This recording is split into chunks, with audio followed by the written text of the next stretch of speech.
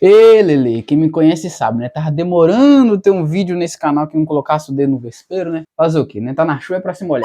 E aí, pessoal que assiste meu canal, seja bem-vindo a mais um vídeo. É um prazer ter você aqui. Se inscreva no canal, deixa o like, ativa as notificações para você não perder os próximos vídeos. E me siga nas redes sociais, porque o tema de hoje é engraçado e polêmico. Unção do riso é bíblica? Existe? Como é que faz pra ter? Os discípulos riram? Fica nesse vídeo, pega a sua bíblia de guerra, a cadernetinha das anotações, aquela mesmo, sabe? Pega uma caneta e senta que nós vamos falar sobre Bíblia e toma a Bíblia pra dentro.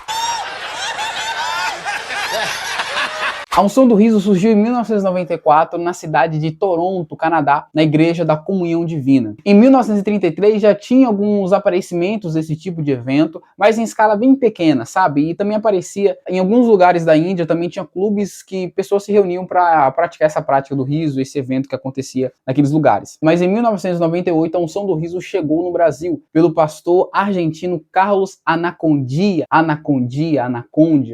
desculpa se eu errei a pronúncia dele. Esse pastor aí que trouxe o movimento da unção do riso e difundiu, foi o pioneiro aqui no Brasil. E ao redor do Brasil, vários nomes podem aparecer para esse certo movimento. Unção do riso, unção da alegria, óleo da alegria. Isso vai variar muito, mas em si você sabe de qual movimento nós estamos falando. A alegria aparece diversas vezes na Bíblia Sagrada, seja no Antigo Testamento ou no Novo. E alguns versículos são usados para defender a suposta unção do riso. Dentre eles, podemos citar Salmo 126, verso 1 ao 2, Eclesiastes 3, versículo 4, Provérbios 17, verso 22, que diz assim: o coração alegre é bom remédio, mas o espírito abatido faz secar os ossos. Como eu já citei, Eclesiastes capítulo 3, verso 4 diz: há tempo de chorar e tempo de rir, tempo de prantear e tempo de saltar de alegria. Embora há vários textos usados para defender a unção do riso, eu quero me ater a dois principais, que são os que mais esclarecem a respeito desse assunto. É Salmos 45, verso 7 e Isaías 61, verso 1 ao 3. Acompanha comigo a leitura. Salmos 45, verso 7. Amas a justiça e odeias a iniquidade. Por isso, Deus, o teu Deus, te ungiu com óleo de alegria, como a nenhum dos teus companheiros. Esse texto de Salmos 45 é uma clara referência a Jesus Cristo, até porque esse texto vai se repetir em Hebreus capítulo 1, verso 8 e 9, vai deixar bem claro que o texto lido era uma referência, sim, a Jesus Cristo. Agora vamos fazer a leitura de Isaías 61, verso 1 ao 3, que diz assim: o Espírito do Senhor Deus está sobre mim, porque o Senhor me ungiu para pregar boas novas aos quebrantados, enviou-me para curar os quebrantados de coração e proclamar libertação aos cativos e pôr em liberdade os algemados, apregoar o ano aceitável do Senhor e o dia da vingança do nosso Deus, a consolar todos os que choram. 3, o mais importante, e pôr sobre os que em Sião estão de luto uma coroa em vez de cinzas, óleo de alegria em vez de pranto, vestes de louvor em vez de espírito angustiado, a fim de que se chamem carvalhos de justiça plantados pelo Senhor para a sua glória. O texto de Isaías 61 também é uma clara referência a Jesus. Nós sabemos isso porque o próprio Jesus, em Lucas capítulo 4, versos 17 ao 19, faz essa citação de Isaías 61. Vale pontuar que Jesus não cita o versículo 3 lá no texto em que ele leu. Mas vamos entender que toda a profecia seja levada a Cristo, porque no início do capítulo 4 de Lucas,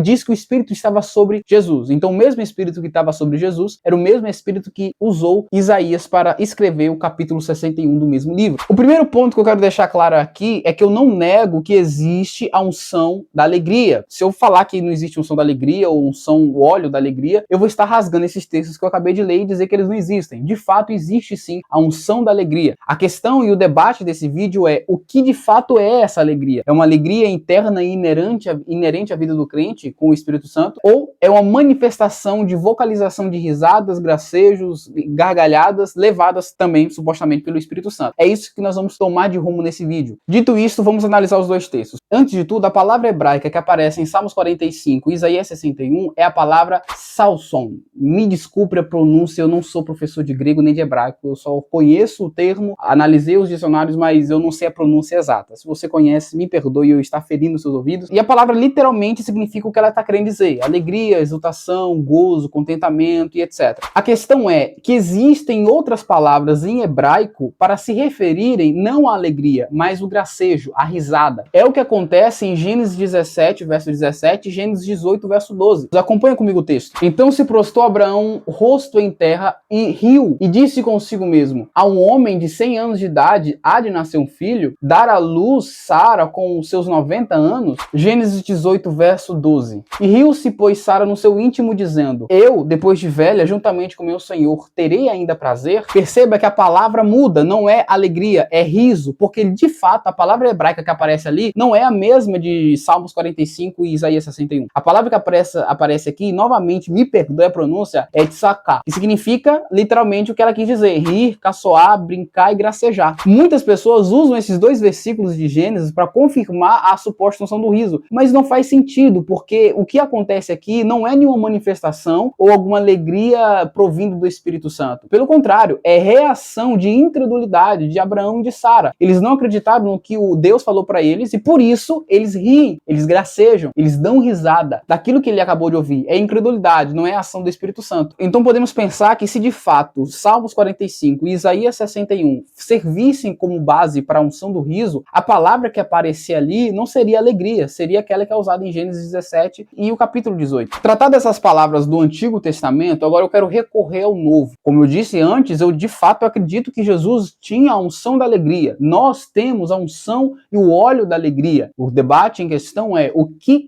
é essa alegria? Jesus era ungido pelo Espírito Santo, tinha o óleo da alegria, e como é que essa alegria se manifestava no ministério de Jesus? Vamos acompanhar os textos. Em João capítulo 3, verso 29, o ministério de Jesus é simbolizado com um noivo que está na sua festa com amigos. Em João capítulo 15, verso 11, capítulo 16, verso 24 e capítulo 17, verso 13, também é citado uma alegria no texto. E a palavra grega que aparece em ambos os textos que eu acabei de citar é a palavra charis ou chairo, e enfim possui a mesma raiz fonética que significa graça. De fato é a palavra que é utilizada para a doutrina da graça, né? A salvação é pela graça mediante a fé. A palavra graça é charis ali. Tá, mas por que essas palavras não podem ser interpretadas como risadas? Por vários motivos, eu quero citar o primeiro. O primeiro motivo que eu quero citar é que a palavra alegria no ministério de Jesus aparece em contextos em que milagres ou feitos maravilhosos acontecem. Os textos de Lucas capítulo 10, verso 17, Lucas capítulo 13, verso 17, Lucas capítulo 15, versos 5, 6 e 10 e Lucas, por fim, capítulo 19, verso 37. Todos esses trechos, a palavra alegria aparece, mas sempre como resultado da multidão vendo os milagres e os prodígios que Jesus fazia. Isso se encaixa perfeitamente com Isaías 61. Lembra o texto que nós lemos, que fala que Jesus viria para curar os quebrantados, e de fato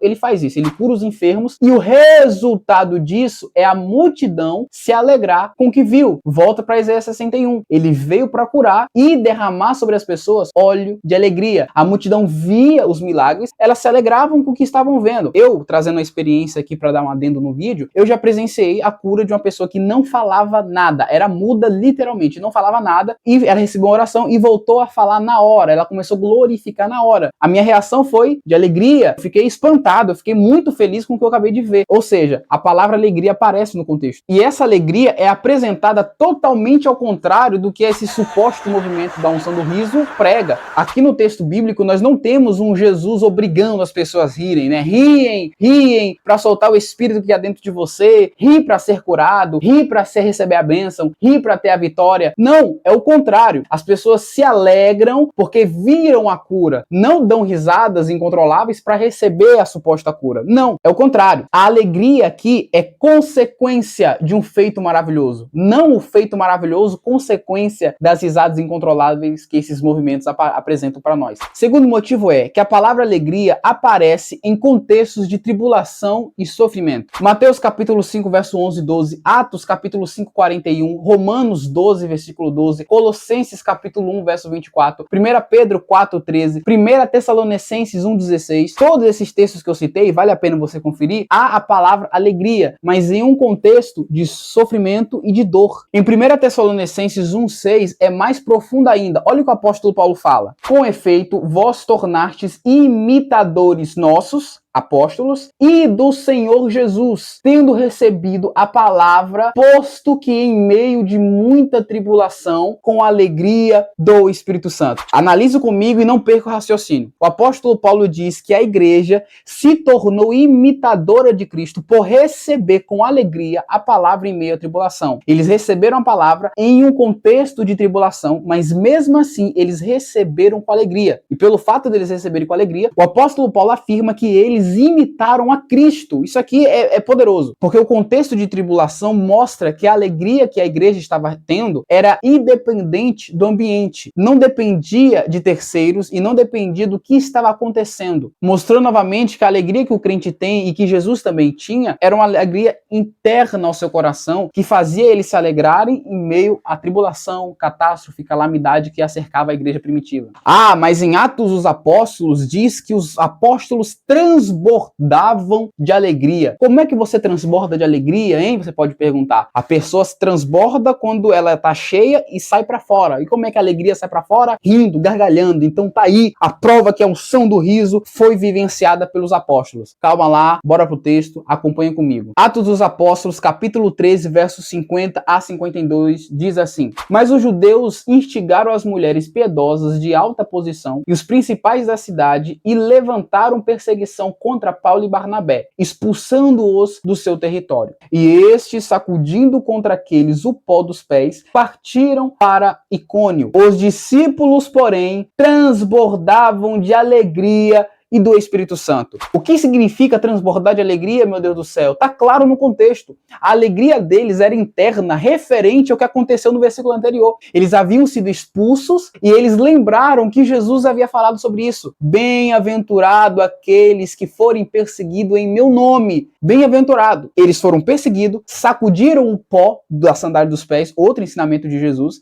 e transbordavam de alegria, porque eles sabiam que estavam sendo bem-aventurados em ser perseguidos por Cristo. E também para mostrar que esse versículo não serve para defender a unção do riso, porque transbordava de alegria. Você pode dizer que o transbordar deles é dar risada. Eu, por outro lado, posso dizer que o transbordar dele aqui seja chorar, porque também é possível chorar de alegria. Você só não expressa alegria rindo. Eu já chorei de alegria, acredito que você também já chorou de alegria. Então, como é que a gente sabe que aqui eles estavam dando risada ou se eles estavam chorando? Não tem como saber. Percebe que a interpretação desse texto é muito ambígua, é dúbia de interpretação? Então, é você forçar o texto para você querer entender que ali tem risada, ali tem riso, ali tem gargalhada, coisa que o texto não apresenta. É só você olhar o contexto e perceber que eles estavam alegres e bem-aventurados por serem perseguidos por um mestre que ele acreditava. Mais um exemplo, Filipenses capítulo 2, verso 2 diz assim: Completai a minha alegria de modo que penseis a mesma coisa, tenhais o mesmo amor, sejais unidos de alma, tendo o mesmo sentimento. O apóstolo Paulo pede para que a sua alegria seja completa, e isso tem que vir da igreja. E como é que a igreja vai fazer isso? Vivendo no mesmo sentimento, no mesmo amor, na mesma comunhão.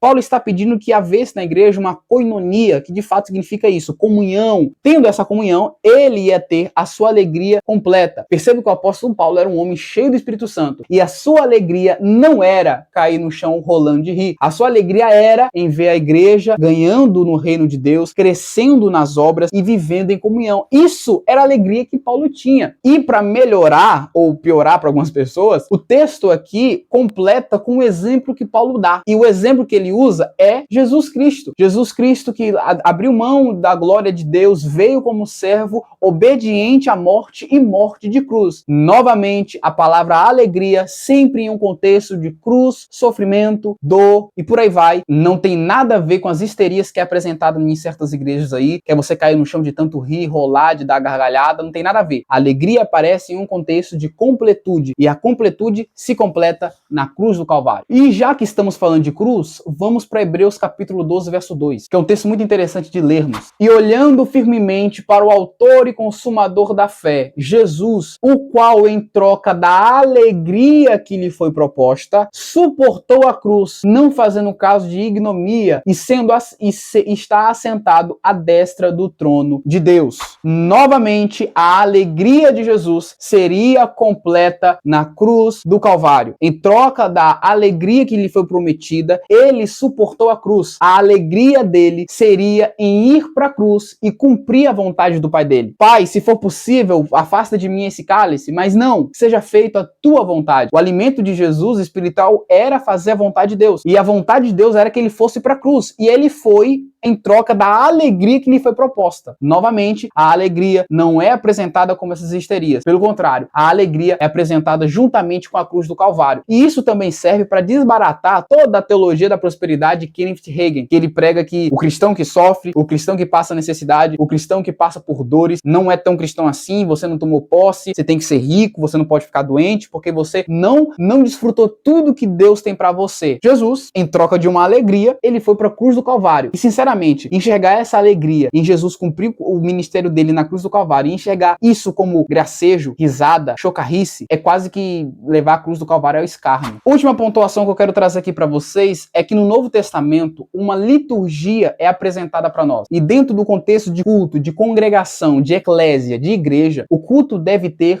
um fator muito importante. E esse fator se chama edificação. 1 Coríntios 12 ao 14 nos mostra que os dons espirituais é dado unicamente para a edificação do corpo de Cristo. Os dons espirituais é dado para edificação. Os louvores do culto devem ser para edificação. Efésios capítulo 5, 18 e 19, Colossenses 3, 16, os hinos, os louvores, os cânticos, salmos, é dado para a edificação da igreja. A parte mais importante do culto, que é a pregação, é a exposição da Bíblia Sagrada, tem que ser para edificação. 2 Timóteo 3,16, toda a escritura é inspirada por Deus, útil para o ensino, para a repreensão, para a correção, exortação e educação na justiça. Assim, para que o homem seja perfeitamente habilitado para toda boa obra. Eu entendo que a exposição da Bíblia Sagrada no culto é um trilho onde o dom espiritual, até porque o dom só é vivido e fluído por causa dos ensinamentos bíblicos, e os louvores, que os louvores também devem ser bíblicos, né? Teologia cantada, e esses dois componentes vão andar em cima do trilho, e esse trilho é a palavra de Deus. Tudo deve ser formado para a edificação da igreja. A edificação da igreja é tão importante em um culto que Paulo chega a suprimir um dom espiritual porque não gera edificação para a igreja, que é o dom de línguas. Paulo adverte, se você fala em línguas e não tem interpretação, fale consigo mesma, porque você vai ser edificado, você e Deus. Mas a igreja não vai receber edificação porque não vai entender. Olha a importância da edificação em um momento de culto. E logicamente eu faço uma pergunta, que edificação traz gargalhada, gracejo e risos? Você só vai ter que forçar coisas que a Bíblia não ensina, que o riso é informação para Deus, você está informando Deus, e não existe isso porque Deus é onisciente. Deus pode interagir com as nossas preces, sim, mas isso acontece na oração e na linguagem de oração, que é o dom de línguas. Não de risada, porque isso não aparece em momento nenhum nas escrituras. E se você quiser comparar a unção do riso com os dons de língua, o dom de língua tem interpretação. Você vai também ter que defender que a risada tem que ter interpretação. Porque se você ora em risadas e Deus recebe informações, quando é que essas informações vai ser para a igreja? Agora vai existir também o dom de interpretação de risos, etc. Só falta inventar isso, né? Ah, mas a risada serve para cura. Eu já apresentei no início do vídeo que a alegria é um resultado do milagre, não o milagre é o resultado da alegria. Continuando em 1 Coríntios 14, versículo 40, diz que o culto também deve haver ordem e decência. Não estou aqui querendo generalizar, mas olha esse vídeo, veja se há ordem e decência no culto.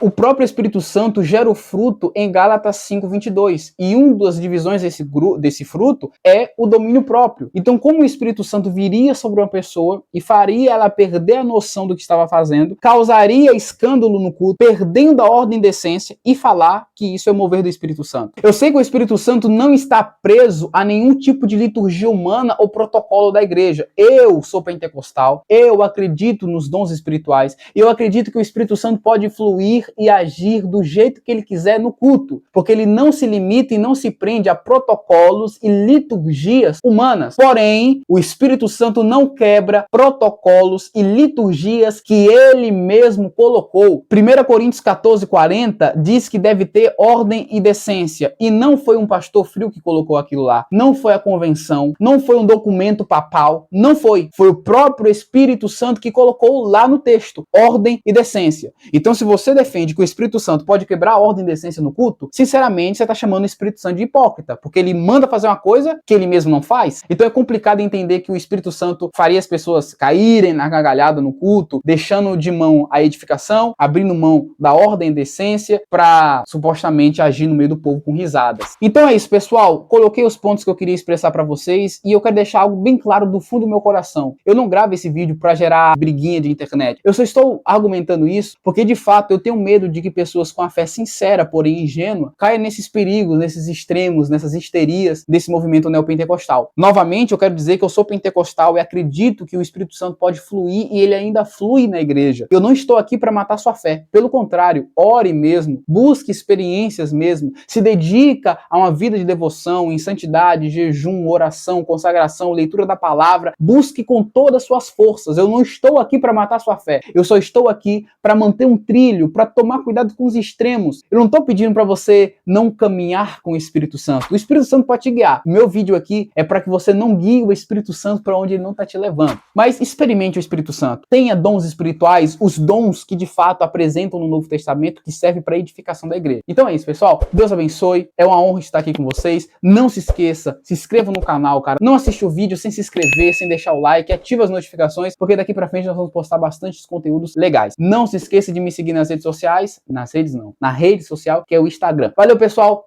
Um beijo no coração de vocês. Até o próximo vídeo e falou!